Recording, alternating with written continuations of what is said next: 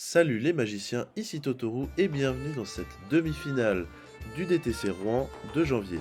Dans celle-ci, on va retrouver nos amis Mathieu et Nourbe qui vont s'affronter en jouant respectivement Glarb et Malcolm. C'est donc Mathieu qui débute avec une Tamiyo dès le tour 1. On sent que c'est un play très proactif. En plus, il faut garder à l'esprit que Tamiyo va avoir tendance à vouloir attaquer, mais une 0-3 vol, ça bloque très bien la 2-1 vol en command zone de Guyane. On est donc sur Mathieu qui joue plutôt mid-range contrôle avec une petite combo. Et Agrian qui de son côté joue Malcolm, donc vraiment très tempo. Le but c'est de poser une menace, de la défendre pour essayer d'aller au bout. On voit donc qu'il y a des petits échanges de ressources. Ah oui, Orkish Bowmaster qui est une des meilleures réponses à Malcolm, puisqu'il n'a qu'un d'endurance et sa capacité lorsqu'il inflige des blessures lui fait piocher, et donc active l'Orkish Bowmasters. Du côté de Mathieu, le but va être d'assembler Jace, Wielder of Secrets, avec Thoughtlash, qui lui permet d'exiler toute sa bibliothèque, et avec le passif de Jace, il va remporter la partie si jamais il devait piocher une carte et qu'il n'en a plus dans sa bibliothèque. Au niveau du card advantage ainsi que de la pression, c'est Mathieu qui a pris l'avantage en attaquant avec l'Orkish son jeton, mais également avec la Tamiyo qu'il va pouvoir flip s'il le souhaite. A défaut, c'est même pas une fin en soi puisqu'il peut tout à fait attaquer, créer tout un tas d'indices, rester avec tous ses manas dégagés pour interagir avec son adversaire et piocher des cartes à la fin de son tour avant de reprendre le sien. Et on voit une carte qui n'est pas très jouée, mais une tech qui est assez intéressante du côté d'Agrian, à savoir Escape Detection, qui peut être lancée soit pour 3, qui renvoie une créature dans la main pour piocher, et qui peut être lancée en renvoyant une carte bleue, donc une carte de créature bleue depuis le jeu directement dans la main, si jamais notre commandant ou un assassin qu'on contrôle a infligé des blessures ce tour-ci. On est donc sur une carte qui permet d'attaquer et de défendre avec Malcolm typiquement, puisque c'est bien souvent lui qu'on va renvoyer en main. Ça permet, si l'adversaire essaye de gérer Malcolm en main phase 2, de le renvoyer en main pour pouvoir le protéger. On est donc dans ce cas de figure où Mathieu, à la fin du tour d'Agrian, pioche une carte, ainsi qu'une deuxième, dans le but d'avoir une main remplie d'interactions, que ce soit des contre-sorts ou des anti-permanents. Donc bien souvent plutôt des anti-créatures. Sachant que le deck de Guyane est quand même rempli d'interactions lui également, on est donc sur un match-up hautement interactif, c'est le cas de le dire. Voyons voir ce que va pouvoir nous proposer Mathieu. Un mana, il continue d'appliquer la pression. Alors, pour le moment, la cloque n'est pas très conséquente, mais tant que Ugrian n'arrive pas à se défaire de l'Orkish, il va être assez embêté, surtout avec des cartes comme Fairy Mastermind, qui n'a également qu'un d'endurance et qui fait piocher quand l'adversaire pioche 2. Donc là, on n'est pas sur une réponse idéale. Ah, autant pour moi. Il l'a joué pour bloquer, donc ça répond effectivement tout à fait à l'Orkish Bowmaster adverse. Pour 1 mana, on relance la petite Tamiyo. On a 4 mana up pour pouvoir la défendre si jamais on rentre dans une bataille de contre. Pour 2 mana, Duelist of the Mind. Donc Ugrian qui joue Tribal, carte des champions du monde. Cette fois-ci, c'est Nathan Stewart, qui est donc une étoile 3 vigilance vol, dont le étoile est proportionnel au nombre de cartes qu'on a pioché ce tour-ci, et à chaque fois qu'on commet un crime, on peut loot, dans la limite d'une fois par tour. Donc draw discard. C'est une carte qui va pouvoir potentiellement bloquer Tamiyo, et sur un malentendu avec un brainstorm par exemple, il peut arriver à 3 de force et tuer la Tamiyo adverse. Ça demandait un tout petit peu de réflexion du côté de Mathieu. Maintenant, à voir comment ça se passe. Donc pour rappel, on commet un crime quand on cible un permanent, un sort, alors un permanent qui est soit en main, on board, en exil ou au cimetière d'un adversaire, ou qu'on lui contre un sort, il me semble.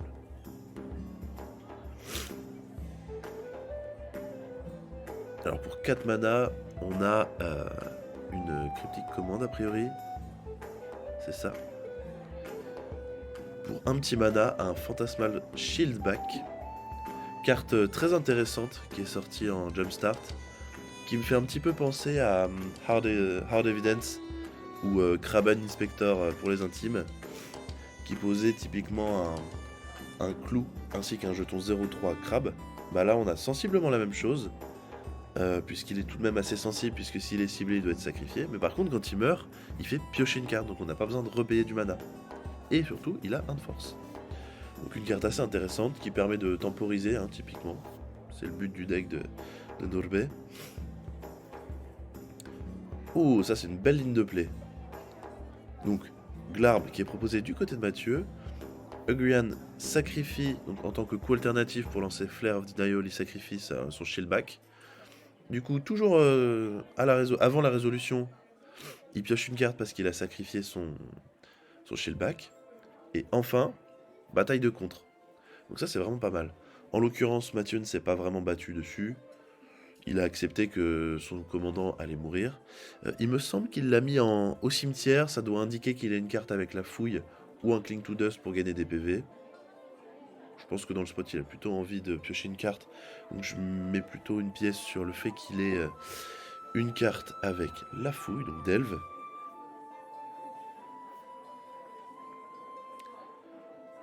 Fin de tour, El Clasico, on pioche. Il faut quand même faire attention de garder suffisamment de mana si le but c'est de contrer Malcolm, puisqu'il a le flash, donc il peut être lancé donc à la fin du tour de Norbé, au moment où Mathieu n'a plus de mana. Bon, c'est de l'ordre du détail. Un Lorien Reveal qui est Island Cycling du côté de Mathieu. Qui aurait presque pu être lancé pour son coup. On peut penser que c'est son coup annexe, dirons-nous, pour 5 de piocher 3. Tant il est utilisé pour aller chercher une île. Ça aurait pu permettre de faire justement un max de card advantage, d'être devant au niveau des cartes, mais il me semble qu'en fait, Tamio a tellement bossé qu'il est déjà devant, Mathieu. Donc, voyons si Norbé arrive à se positionner, à rentrer une menace, à reprendre le tempo de la partie. Parce que là, pour le moment, il le subit plutôt.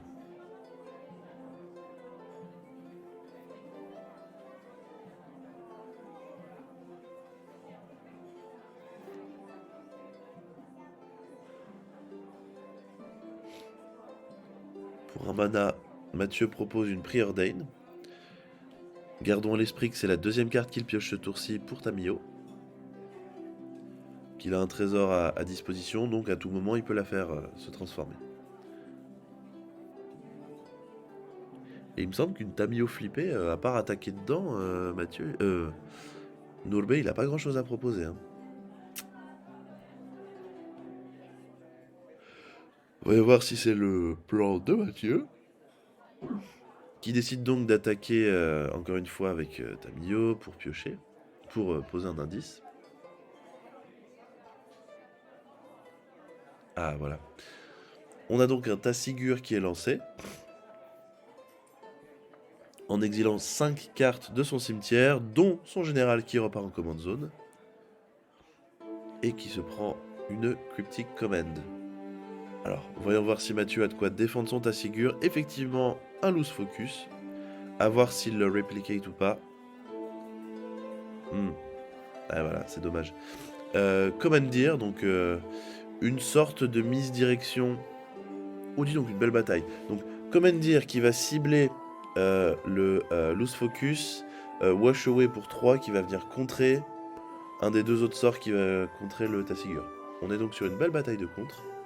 Alors pour rappel, Commandeer, c'est une carte qu'on ne voit pas souvent, qui peut être lancée pour la modique somme de 7 mana, qui dit qu'on prend le contrôle d'un sort non créature. Donc vraiment, on le résout comme si c'était le nôtre, un peu à la façon maintenant d'un... comment il s'appelle le contre avec le lancer de dés? Invert Polarity. Il peut aussi être lancé en exilant 2 cartes bleues de notre main. Donc vraiment, c'est une carte qui n'est pas très jouée parce qu'elle coûte énormément en termes de tempo. Ouh, ça c'est dur. Ugrian pose un True Name Nemesis pour venir appliquer une pression. Mathieu propose un... comment ça s'appelle? Meathook Massacre à x égale 1. Sachant en plus que Nourbe avait pioché une carte, donc le... Pardon, je suis un peu enrhumé. Le jeton orc armé était 2-2, donc le -1/-1 tue le TNN. On a donc un trigger de... parce qu'il a une créature qui est morte du côté de Malcolm. Il me semble que c'est du coup Mathieu qui gagne un point de vie.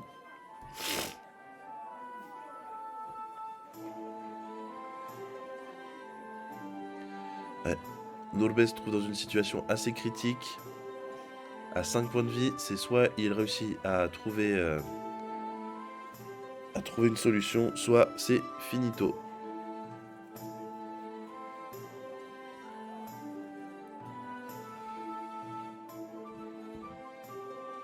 Donc il peut toujours flash son commandant pour bloquer le Tassigur, mais Mathieu fait tellement de cartes d'advantage avec sa Tamiyo que il doit très probablement avoir des interactions. Phase d'attaque pour la victoire, voyons voir. Est-ce que... Nimble Obstructionniste. Donc soit pour 3 on le cycle, on draw une carte et on fait un stifle. Soit c'est une 3-1 flash. Qui se prend cut down avant les bloquants. C'en est trop pour Agrian qui dit ok, je commence la 2, bien joué à toi. T1 Phantasmal Shieldback qu'on a pu voir lors de la précédente partie. Ce qui est assez fun, c'est que il défend bien, mais il peut tout à fait attaquer en fait ce Shieldback. Fetch dès le premier tour. Alors Mathieu fait bien de fetcher quand Nourbe n'a pas de mana bleu à son actif, puisqu'il joue une ribambelle de capacités qui contre justement les capacités activées ou déclenchées, enfin de sorts pardon. À savoir Stifle, Tail's End, on a pu le voir à la fin du précédent BO Nimble Obstructionniste. Il me semble qu'il joue même Trickbind ou des cartes de personnes désagréables comme ça. En attendant, en termes de tempo, contre un fetch ou une capacité, c'est extrêmement fort, puisque ça revient en fait à détruire un terrain adverse. Et en plus, il s'est piqué d'un point de vue. Donc, Mathieu il fait fetch dans un basique, land cycling, je vais chercher UC. Donc Underground Sea. Et Nourbe qui n'en perd pas une miette. Il attaque donc avec son shield, c'est pas shieldback, je sais plus. Son Kraben Inspector boosté aux hormones là. Phase d'attaque à 3, après avoir flashé Malcolm à la fin du tour de Mathieu. Hop, un marqueur chorus, donc il faut se rappeler que à partir du 4ème, donc à la 4ème fois que Malcolm inflige des blessures, la carte qui est défaussée sur sa propre capacité peut être lancée gratuitement. On pense typiquement à des Lorien Revealed, à des Mystic Confluence qui peuvent être lancés pour faire un card d'advantage monstrueux. Maintenant, on est dans une partie de Magic où il y a beaucoup de contres ainsi que d'interactions qui existent. Si l'adversaire il laisse passer Malcolm pendant 4 tours consécutifs, ça me paraît quand même assez cohérent qu'il y ait un upside. J'ai pas bien vu ce qui avait été proposé du côté de Nourbe. Ah si, Ghost Vacuum, qui s'est pris une mana leak. Ça se comprend, en effet dans le deck de Mathieu, il y a pas mal de cartes qui interagissent avec le cimetière. On a pu voir Tassigur. Il me semble qu'il y a également Murktide Régente, ainsi que Abhorrent Oculus. Donc tout un tas de cartes qui synergisent pas mal avec le cimetière. Donc ça se défend que Mathieu se soit battu là-dessus. Ça se trouve, il a peut-être juste une main blindée en contre-sort et il a envie de les envoyer dans tout ce qui bouge les uns après les autres. Donc Ponder, on regarde le top 3, si ça nous plaît pas, on peut le remélanger et ensuite on repioche une carte.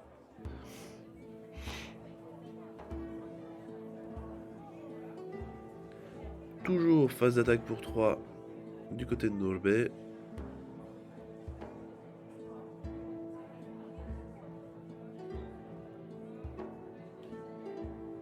On est donc déjà à 10 points de vie infligés à la moitié de la partie. Voyons si Norbé arrive à... Ouh, alors ça c'est une carte qui peut typiquement aller au bout.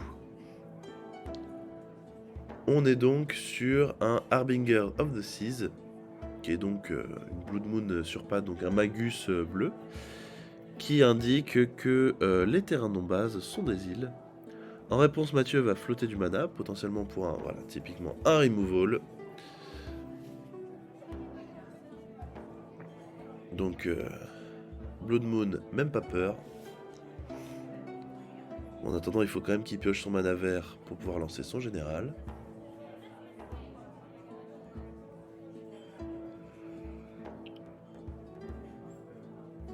Faut peut-être déjà qu'il pioche des terrains. Bon, si, il doit quand même avoir land. Oui, voilà.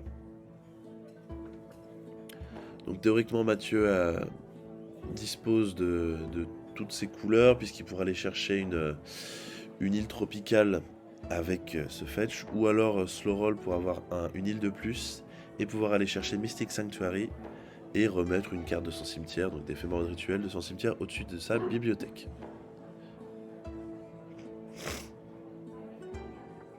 On ne s'arrête pas en si bonne lancée du côté de Malcolm, donc phase d'attaque. Il me semble que on n'est pas loin du 4ème chorus.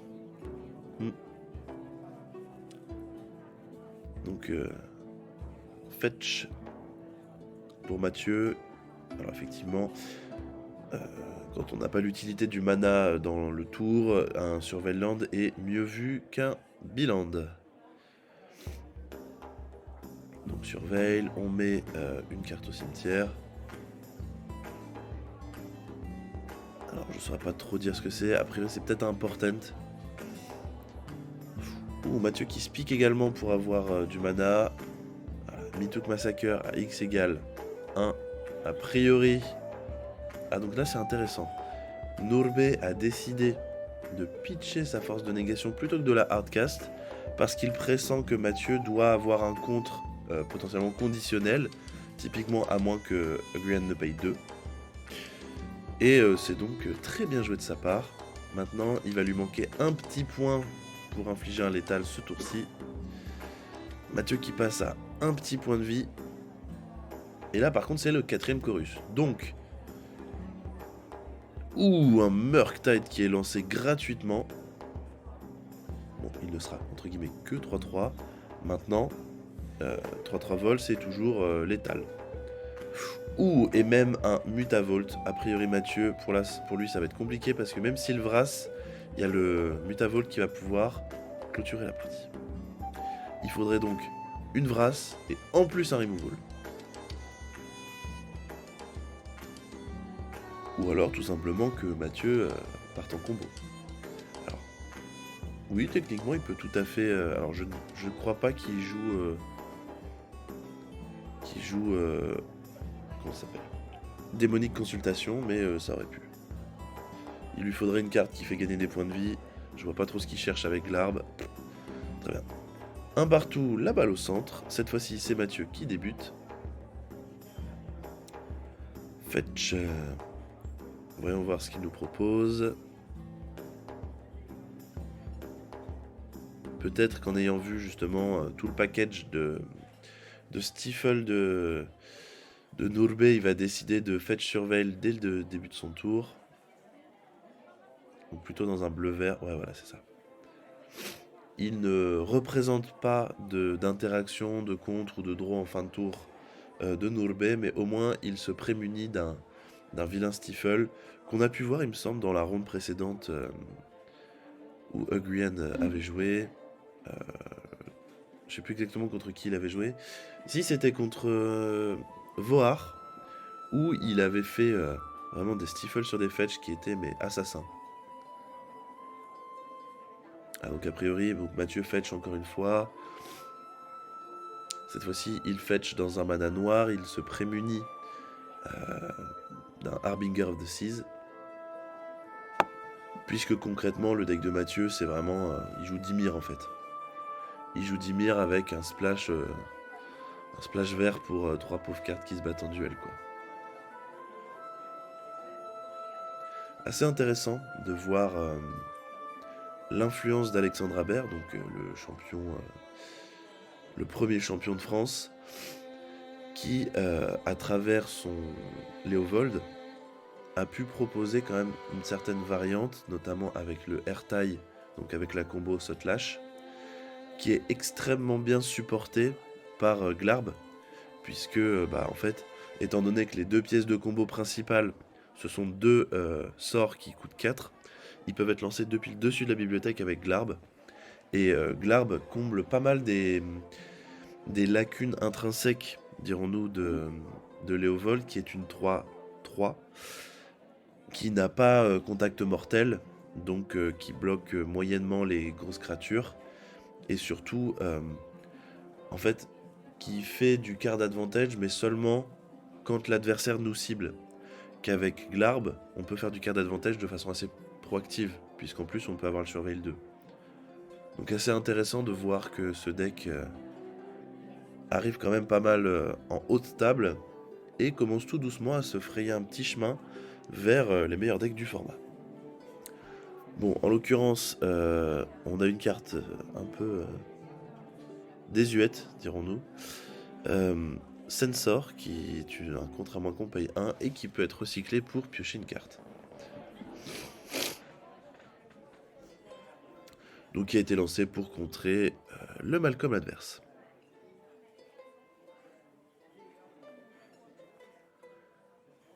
On est donc en demi-finale. À ce moment-là, il me semble que Chandra, donc qui jouait Rograxilas, elle jouait Rograxilas sur ce DTC avant de passer sur Rograg Tevesh lors des tournois suivants, avait remporté son match. Donc le vainqueur de ce BO va rencontrer Madame Storm en finale.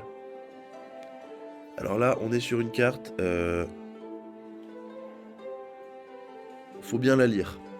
Mana Maze, elle nous dit: les joueurs ne peuvent pas lancer de sort, qui partagent une couleur avec le dernier sort lancé.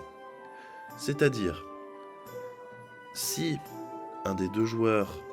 Voilà, donc là, voilà. En gros, si on lance un sort bleu, on peut pas se prendre un contre bleu. Fading Hope, qui est joué par Ugrian, pour renvoyer le frog en main, Mathieu ne peut pas contrer, en tout cas pas avec un sort bleu, puisque le dernier sort qui a été lancé est bleu. C'est une carte où il faut quand même s'accrocher. C'est ça que j'adore dans le deck de Nourbe, c'est qu'il est capable de nous proposer des commandeers, des mana maze et des cartes vraiment sorties du fin fond de ses classeurs, mais qu'il arrive à faire briller, donc ça c'est vraiment chouette. Fetch pour Mathieu. Il décide de rester up. Donc une technique aussi pour attraper Ugrian, c'est à son entretien lancer un sort bleu. Donc il ne pourra pas lancer de sort pendant son tour. Maintenant, il dispose d'une command zone qui a le flash. Donc il peut toujours dépenser son mana à la fin du tour adverse, au contraire à son entretien, pour essayer de faire de même. Donc ce ne sera pas perdu. Verdant de Catacombs, donc sacrifié. Voyons si... Donc il y a peut-être une UC qui a été tutorisée. Donc ça c'est effectivement une clean interaction à Mana Maze, en l'occurrence Otawara, qui aurait pu se prendre le milliard de Stifle Effect de Grian. Maintenant il n'avait pas forcément à sa disposition à ce moment-là.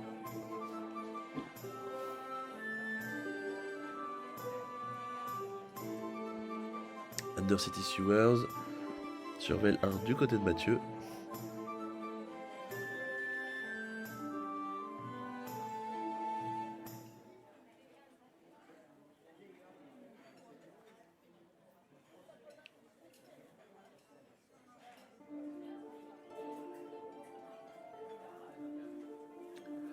Petit moment de réflexion tout de même du côté de Mathieu. On le comprend, on est en quart de finale. En général, ce que je dis, c'est que il vaut mieux prendre son temps et bien jouer, prendre le temps de lire les cartes, de bien comprendre ce qui se passe, plutôt que de se précipiter et de se jeter les deux pieds dans le tapis. Comme vous pourrez l'avoir compris, c'est le meilleur moyen de se casser la binette. Pour le coup, pour autant, voilà, on est en tournoi, donc il n'y a pas de rollback. D'où l'importance de bien, comprendre ce qu'on dit. Pardon, je n'ai pas fini ma phrase. Pour autant, ce qui est intéressant aussi en général, ce que j'aime bien faire, c'est shortcut. C'est-à-dire, par exemple, quand on fetch, de demander à l'adversaire, est-ce que tu sais ce que tu vas chercher? Est-ce que tu as autre chose à lancer après? Et le cas échéant, est-ce que je peux prendre mon tour pour qu'on gagne un petit peu en rapidité et que si jamais on est à un partout, qu'on ait le temps de se départager avec une troisième partie plutôt que on est au 5e tour additionnel, on a fait draw. Optimiser, communiquer, c'est les clés pour passer une partie encore meilleure. Frog qui a été relancé, il me semble qu'il y avait un wash away sur Malcolm qui s'est pris mental misstep. Voilà, donc de la magie bleue à son paroxysme. Alors Frog qui est quand même assez embêtant pour Guyane, puisqu'il suffit à Mathieu de se défausser d'une carte pour le rendre 2-3, donc supérieur aux 2 de force de Malcolm, et d'exiler 3 cartes de son cimetière pour lui donner le vol. Donc on a là un mur qui est assez embêtant pour Nourbe, qui va devoir attendre que Mathieu attaque, puisqu'il va très probablement vouloir attaquer pour faire du card advantage. Ouais, belle full strix qui est assez embêtant aussi. Mathieu prend tout doucement l'avantage sur le terrain, donc le board. Et voyons s'il est proactif ou pas. Non, donc il décide d'être assez conservateur quand même dans sa ligne de play. Il se dit sur un random removal à mon bel full streak, je préfère en avoir 2 au cas où. Bon.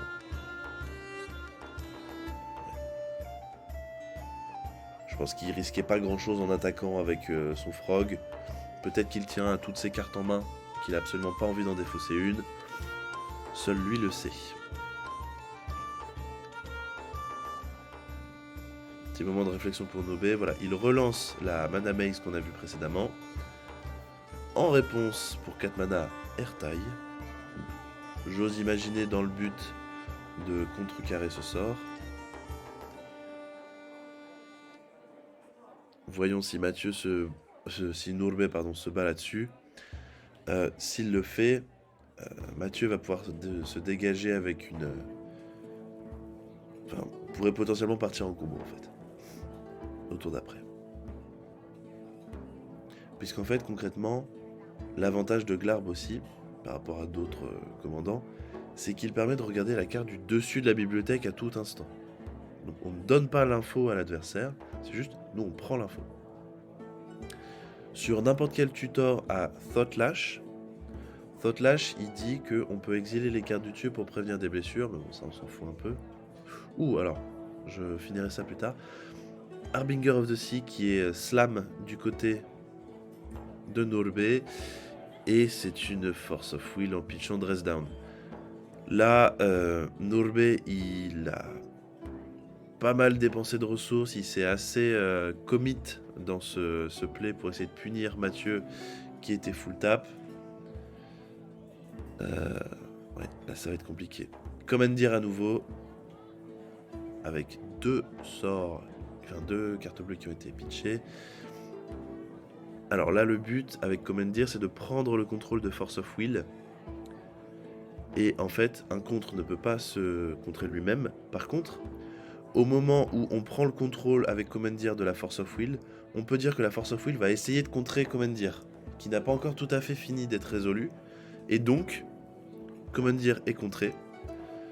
Ce qui fait donc que Faux et Brick, parce qu'elle n'a plus vraiment de cible, me semble-t-il. Concrètement, ça agit comme un contre. Donc ça a coûté extrêmement cher à Norbe. Maintenant, il a réussi à résoudre son Harbinger of the Seas. Il me semble que Mathieu dispose tout de même d'un marais. Ouais, il doit être planqué avec son tas où il y a 4 mana. Ouais, Norbe décide de bloquer avec son Malcolm. Il veut pas que Mathieu pioche. Mathieu, pour le coup, veut garder son frog, donc il décide de défausser une carte. Et là, je comprends pas pourquoi Mathieu il a pas attaqué avec. Ah, et voilà, quand même. Au tour d'avant, je comprends pas pourquoi il avait pas attaqué avec Ertai. Dans tous les cas, ça l'arrange si jamais Agrian bloque avec Harbinger. Il se doute bien qu'il a pas envie de bloquer.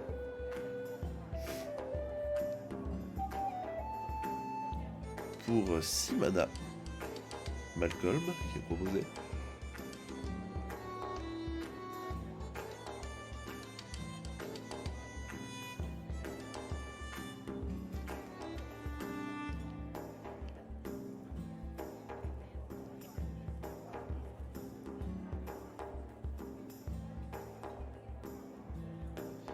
Pour 4 mana, Jace, Wielder of Mysteries.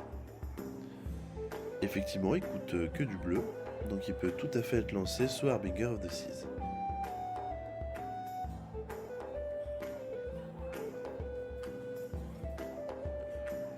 Et Mathieu qui pioche son petit mana vert. Ouf, Oculus, on est sur du sacré bout de carton. Mathieu aura donc à sa disposition le mana de chaque couleur pour pouvoir lancer son général potentiellement. Essayer d'aller creuser dans sa deuxième pièce de combo. L'avantage c'est qu'avec Jace, il peut tout à fait se mêler de 2, piocher tout un tas de cartes. Ouh, intéressant. Vedalken Shackles, qui va permettre de piquer des bestioles. Il me semble que Mathieu a oublié son trigger d'Abhorrent Oculus. Ah non, pardon, je l'avais pas vu, c'était hors cam. Alors, Vedaken Shackles est une carte qui permet de gagner le contrôle d'un certain nombre de créatures proportionnellement à la force et au nombre d'îles qu'on dispose. En l'occurrence, Agrian en a 6, puisqu'on va compter le fetch comme une île, étant donné qu'il y a Harbinger on board. Phase d'attaque avec Malcolm, qui se fait bloquer par Belfustrix. À l'entretien de Mathieu, Agrian... alors, j'ai plus le nom de la mécanique, c'est... alors, c'est Manifest Dread, si je dis pas de bêtises. Un truc comme ça. Donc, il regarde le top 2. Il en manifeste une en tant que 2-2. Et je crois pas qu'elle est la ward. Il me semble que c'est Disguise. Un truc comme ça qui donne ward. Donc voilà, on a une 2-2 qui peut être retournée face visible si jamais c'est une créature. Si on la retourne, en l'occurrence, il n'y aura pas de TB, puisque la carte a été déjà en jeu. Elle ne quitte pas le board pour revenir, elle change simplement de... Je sais pas vraiment comment dire. Elle se retourne, quoi. Glarb. Donc premier réflexe, on regarde la carte du dessus. En plus, Mathieu peut faire de la card selection, donc il peut soit, s'il veut piocher la carte, faire meuler Norbe, mais si jamais il en veut pas, il se meule lui-même et après il pioche.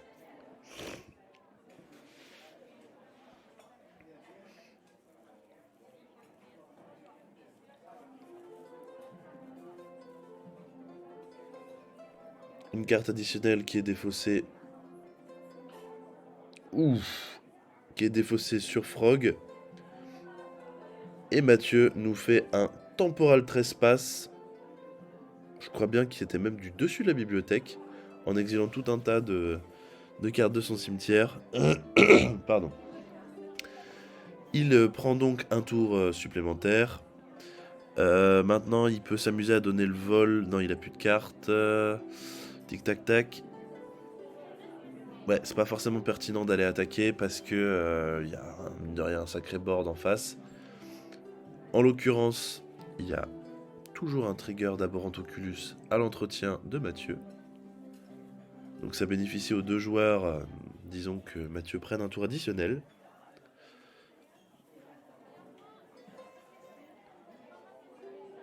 Donc là concrètement, du côté de Mathieu, le but ça va être d'aller assembler sa combo. Donc vraiment le but c'est d'exiler toute sa bibale.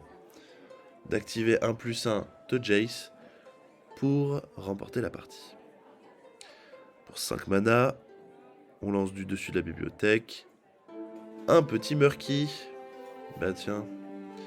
Qui est a priori 5-5.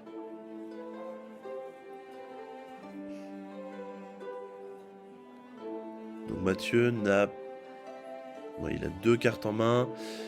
S'il avait un éphémère rituel, il aurait pu potentiellement le défausser pour l'exiler sur Murktide. Il faut garder à l'esprit que, par exemple, si on exile les cartes du cimetière avec Frog, s'il y a au moins... Enfin, s'il y a des éphémères rituels, le Murktide va grandir d'autant qu'il y en avait. Unable to Scream sur Aberrant Oculus. Je me souviens plus de comment il s'appelait. Donc là, ça sent un peu le sapin du côté de Guyane. Maintenant, il va pouvoir tout à fait rendre le... Comment il s'appelle ? Il va rendre l'Oculus qu'il avait piqué avec le Shackles et il va piquer le Murktide, je pense. Ou le Frog. Hein.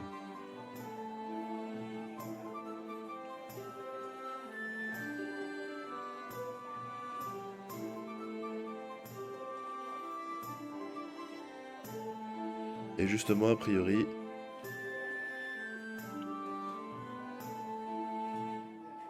Après, une ligne de play, c'est de rendre le Murktide 7 de force ou plus, pour que Nourbe ne puisse pas le piquer, puisque il y aurait trop de... Enfin, il n'aurait pas assez d'îles pour compenser la force du Murktide.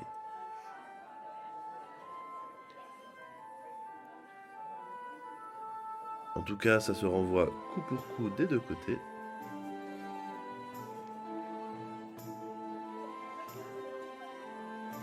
Donc il est un peu caché là hors champ malheureusement le Murktide, en dessous des points de vie de Mathieu. Je saurais pas trop dire combien il est. Je pense qu'il est à minima 6-6. Puisqu'il y a quand même des cartes qui ont été exilées, des cartes d'éphémères rituelles. Après, quoi qu'il en soit, Nourbe peut toujours voler le frog adverse, exiler 3 cartes de son grave et l'envoyer au casse-pipe.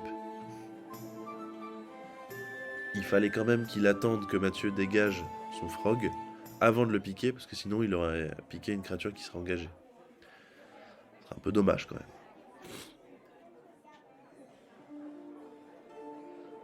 Ah d'accord, oui donc c'est bien ça. Donc a priori, Murktide doit être 7 ou plus.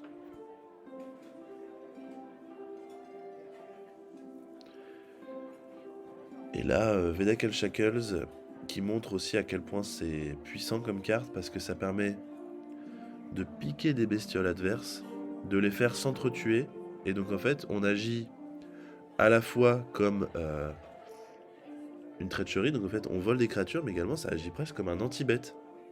Sachant qu'en bleu, il n'y en a pas des masses, c'est assez fort.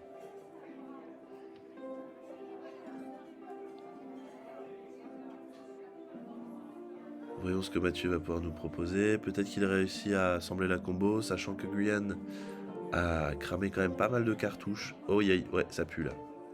Ça pue. N'a plus qu'une carte en main. D'été, j'ai tendance à penser qu'il va chercher Thought-Lash.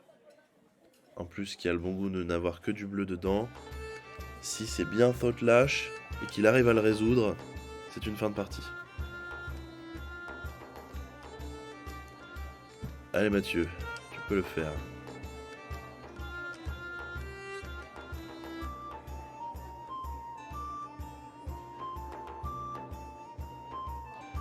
Une autre solution qui se défend également, c'est qu'il a un board state un peu plus conséquent que celui de son adversaire. Il peut donc essayer de passer au board.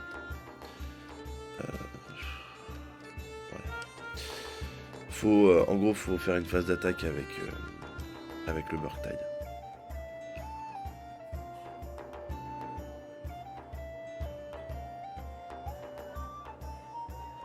Ah, bah oui, ça fonctionne aussi. Cryptic Command, je t'engage tous tes permanents.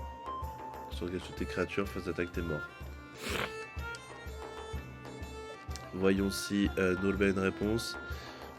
À en juger par son absence de réaction, je pense que non. Eh non. Bien joué à Mathieu qui remporte ce BO, qui va donc affronter Madame Storm en finale. Malheureusement, cette partie n'a pas été enregistrée.